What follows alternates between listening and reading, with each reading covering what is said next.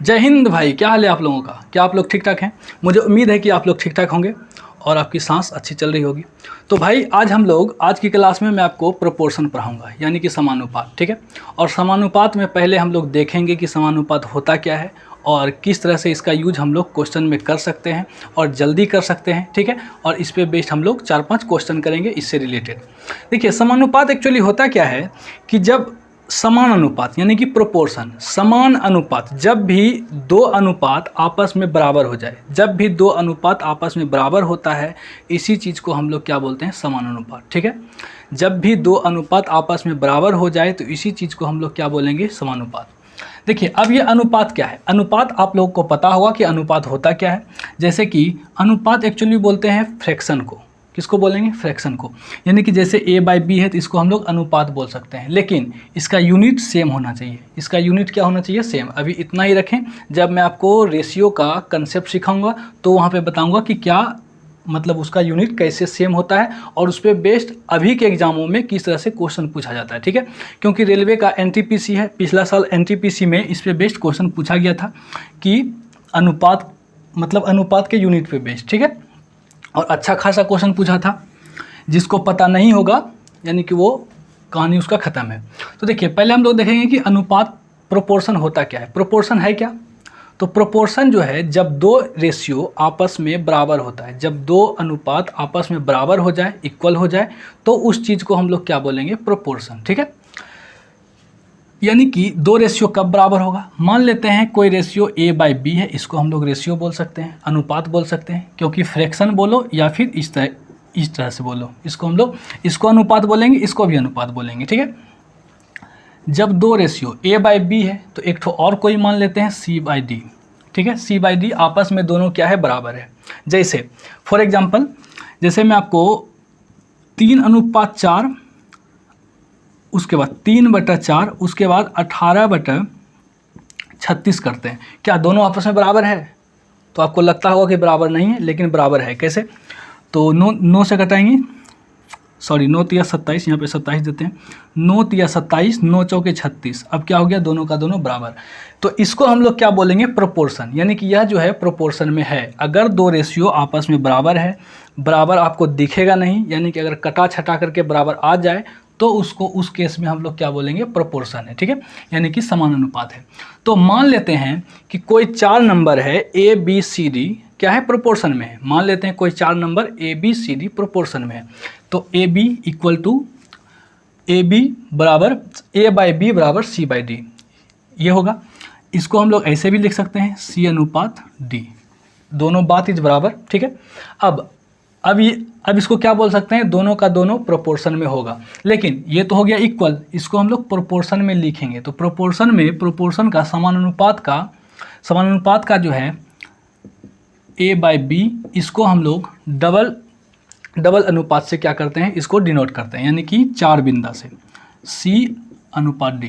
इसी को क्या बोलेंगे हम लोग? प्रोपोर्शन। देखिए, प्रोपोर्शन इससे ज़्यादा अब कुछ है नहीं। अब इसमें क्या करना है? इसको इधर उधर आगे पीछे चेंज करना है, ठीक है। कैसे चेंज करना है? चेंज कैसे करना है? देखिए, अगर a/b है, c/d है, आपको बचपन से आपका टीचर पढ़ाया होगा कि अगर इस टाइप से अगर सिचुएशन बन जाए तो हम लोग क्या करेंगे? कोना कोनी गुना कर देंगे। कोना कोनी क्या करेंगे? गुना कर देंगे। यानी कि a गुना d करेंगे तो AD बराबर b गुना c करेंगे तो BC। यहाँ तक बात आपकी भेजा में घुस रही है। मुझे उम्मीद है कि आपके भेजा में इतना सा बात घुस रहा होगा, ठीक है। AD बराबर BC। अब इससे हम इसको देख करके आपको कैसा लग रहा है? इसको देख करके आपको कैसा लग रहा है? आप बोलोगे बिल्कुल अच्छा लग रहा है, ठीक है। अभी तक कुछ लग नहीं रहा है, सिर्फ देख रहे हैं, आँख खुला हुआ है, देख रहे हैं। तो देखिए, AD और BC, इसको क्या बोलेंगे? प्रोपोर्शन, यानी कि समानुपात। आपसे जो क्वेश्चन पूछेगा इस फॉर्म में पूछेगा, ठीक है। तो आपको इससे मतलब इसको नहीं, इसको मतलब कि याद रखना पड़ेगा। इससे अच्छा है कि इसको आपको याद रखना पड़ेगा, ठीक है। तो इस चीज़ को देख करके इसमें आप क्या रिलेशन लगा सकते हो? आप ही देखो कि A और D है, A और D यहाँ पे क्या है? गुना है। B गुना C है, यहाँ पे गुना किए हुए हैं। यानी कि A को D के साथ गुना करना है, यानी कि A को D के साथ गुना करना है, बाहर वाले को बाहर वाले के साथ गुना करना है। और अंदर वाले को अंदर वाले के साथ गुना करना है, ठीक है। बाहर वाले को बाहर वाले के साथ गुना करना है, अंदर वाले को अंदर वाले के साथ गुना करना है। जैसे कि अगर आप पे फॉर एग्जांपल अगर आपके पास कोई क्वेश्चन हो, ठीक है, जैसे मैं मान लेता हूँ कि x अनुपात 3 अनुपात समान अनुपात 4 अनुपात 8, ठीक है। तो इस चीज़ को आप सोल्व कैसे करोगे, यहाँ पूछेगा कि x का मान निकालना है, तो x का मान आप कैसे निकालोगे। तो जाहिर सी बात है कि अभी मैं आपको समझा चुका हूँ कि बाहर वाले की गुना इक्वल टू अंदर वाले की गुना, यानी कि 8 गुना x 8 गुना x इक्वल टू 3 गुना 4। अब 8 इधर क्या है गुना में, उधर जाके क्या हो जाएगा भाग में, तो x का मान जो भी निकलेगा ये निकलेगा, ठीक है। तो इस टाइप से हम लोग क्या करेंगे, क्वेश्चन को सोल्व करेंगे। अब बात रही कि इसका परिभाषा क्या है, तो आपके स्क्रीन पे लंबा चौड़ा परिभाषा आपको मिल गया होगा, मतलब दिखाई दे रहा होगा। तो हम लोग क्या करेंगे, उसको आप लोग उसको स्क्रीनशॉट ले लें या फिर अपने नोटबुक में मतलब कि लिख लें, ठीक है। देखिए ये तो रही, मुझे उम्मीद है कि यहाँ तक आपको बात समझ में आ रहा होगा, और अगर यहाँ तक आपको बात समझ में आ गया है तो इससे आगे कुछ है भी नहीं, ठीक है, इससे आगे कुछ है भी नहीं। अब जो भी आपका डाउट होगा सारा का सारा क्वेश्चन कराने में सारा का सारा आपका डाउट क्लियर हो जाएगा, ठीक है। तो बस सिर्फ आपको ये बात याद रखना है, अगर 4 नंबर प्रोपोर्शन में है तो उसको कैसे लिखेंगे, अगर कोई 4 नंबर प्रोपोर्शन में है तो उसको कैसे लिखेंगे, A अनुपात B समान अनुपात C अनुपात D, ठीक है, इस तरह से उसको लिखेंगे, ठीक है।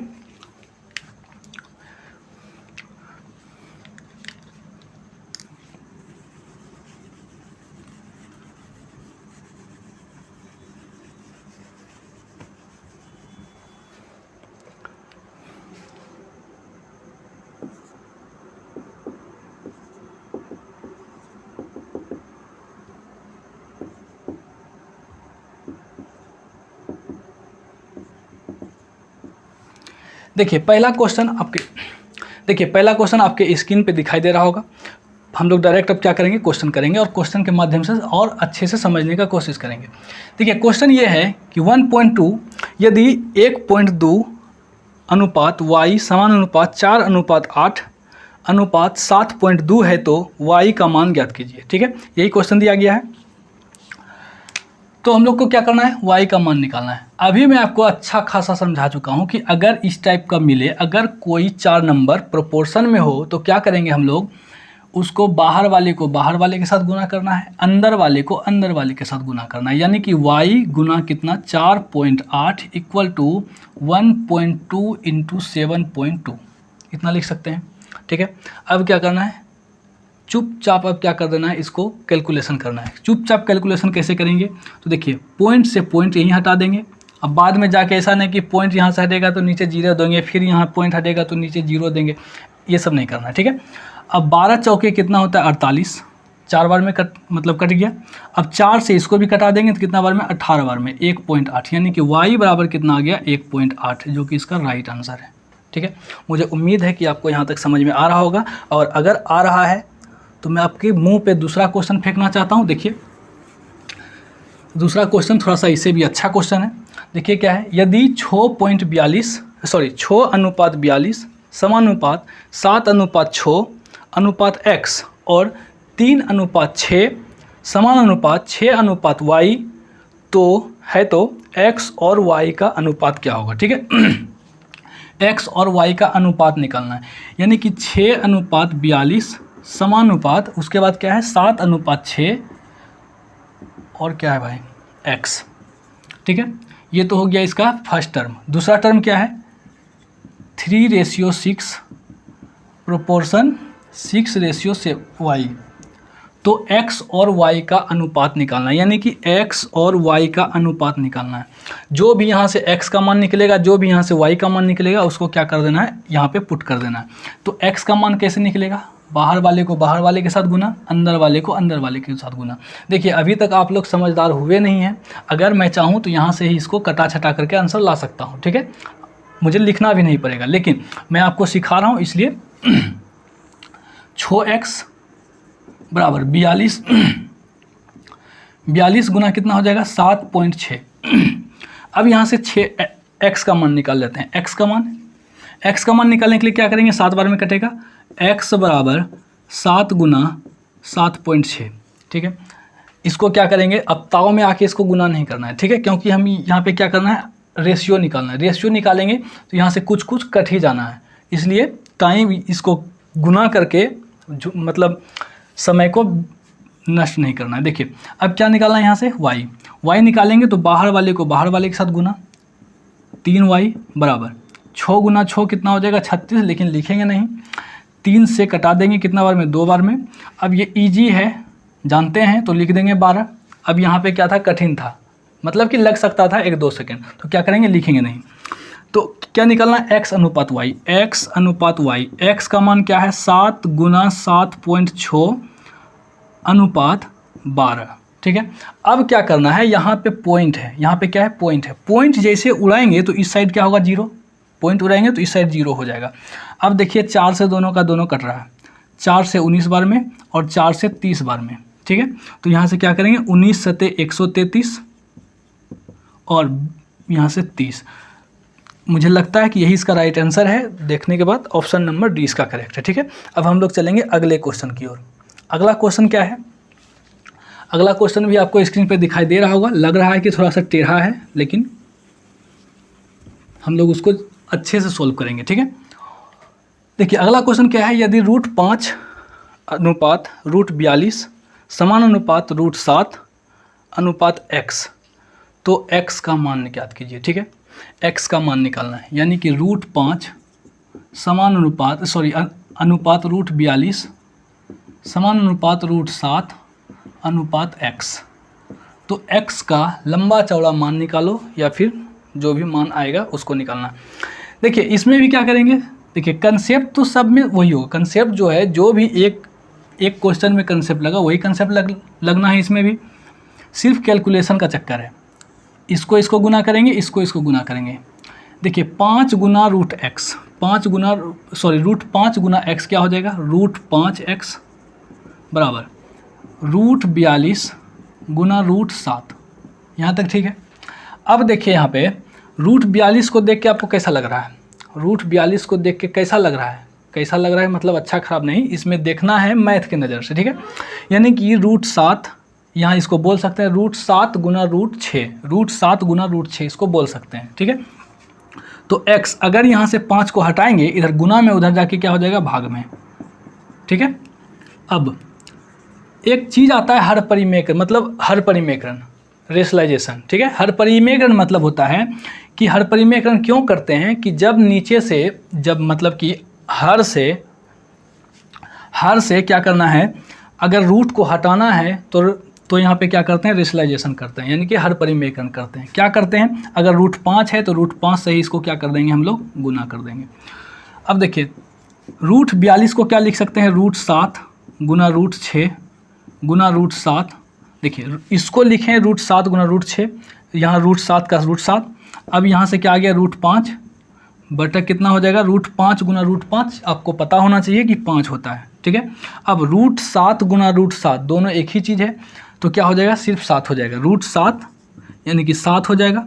उसके बाद अंदर अगर गुना करेंगे, √a गुना √b करेंगे तो क्या हो जाएगा, √ab हो जाएगा, ठीक है, √ab हो जाएगा। तो यहाँ से क्या होगा, 6 गुना 5 रूट क्या हो जाएगा, 30 बटा क्या हो जाएगा, 5, जो कि इसका आंसर हो सकता है और लगता है भी ऑप्शन नंबर सी, ठीक है, ऑप्शन नंबर सी करेक्ट है। अब हम लोग बढ़ेंगे आगे क्वेश्चन नंबर 4 की तरफ, ठीक है। क्वेश्चन नंबर 4 आपको मज़ा आ रहा होगा क्वेश्चन को देख करके, और मतलब कि कितना लंबा क्वेश्चन है, और मैं आपको एकदम इजीली करने बता रहा हूँ, ठीक है। देखिए क्वेश्चन क्या है अगला, यदि 2 पर पावर 3, ठीक है, 2 पर पावर 3 अनुपात 8 पे पावर 5 अनुपात 5.06 समानुपात 8 पे पावर -4.06 अनुपात x, तो x का मान निकालें।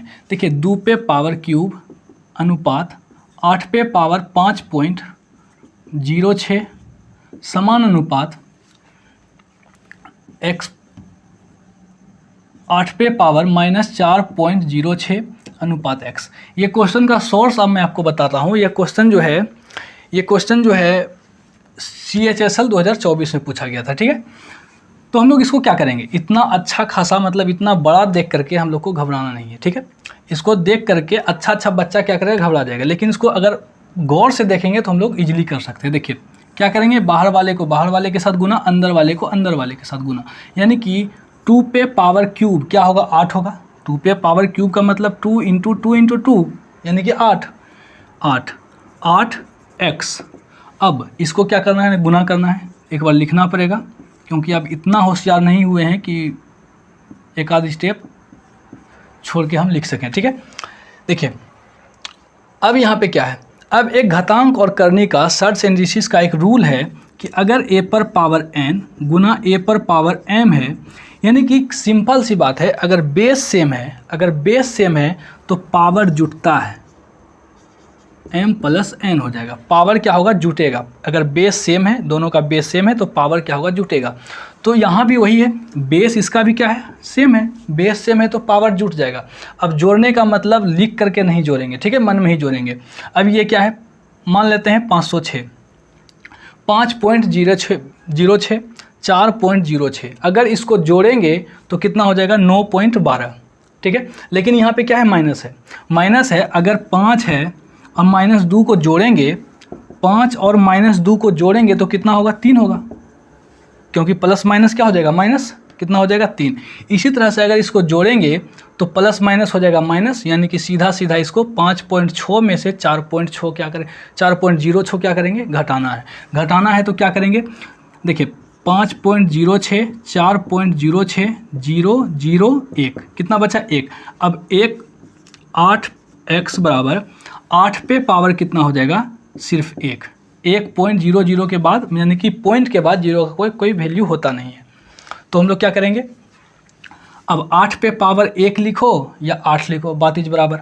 तो क्या करेंगे, यहाँ से 8 से 8 खत्म हो गया, बचा कितना, 1, ठीक है, जो कि इसका राइट आंसर है। और आज की सेशन का हम लोग क्या करेंगे, लास्ट क्वेश्चन करेंगे, ठीक है। और लास्ट क्वेश्चन जो है थोड़ा सा हाई क्वालिटी का है, मतलब उसमें हाई क्वालिटी का क्या रहेगा, उसमें कैलकुलेशन ज़्यादा है, ठीक है। वैसे आपके स्क्रीन पे दिखाई दे रहा होगा कि क्वेश्चन क्या है और किस तरह का है।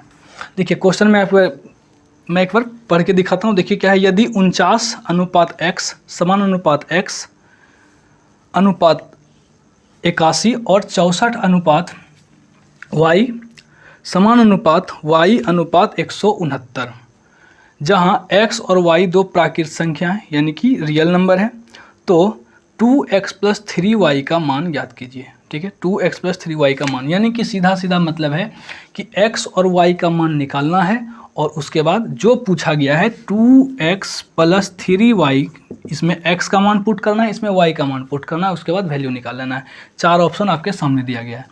देखिए क्या है, 49:x समानुपात x, उसके बाद क्या है 81, और क्या है 64:y समानुपात y, उसके बाद 169, ठीक है। अब क्या करेंगे, बाहर वाले को बाहर वाले के साथ गुना, अंदर वाले को अंदर वाले के साथ गुना, यानी कि x² x गुना x x² इक्वल टू 49 गुना 81। इसको भी क्या करना है, गुना नहीं करना है। अगर गुना करते हो तो आप फंसोगे कन्फर्म, और फंसना एग्जाम में है नहीं, क्योंकि एग्जाम में 1-1 सेकेंड का वैल्यू होता है, ठीक है। जैसे आप जब भी आप मॉक टेस्ट देते हो तो उसमें 1-1 सेकेंड का वैल्यू होता है, कि यानी कि किस तरह से कोई भी क्वेश्चन को जल्दी से जल्दी करें और आगे बढ़ें, ठीक है। यहाँ भी उसी तरह करना है, y² बराबर 64 गुना 169।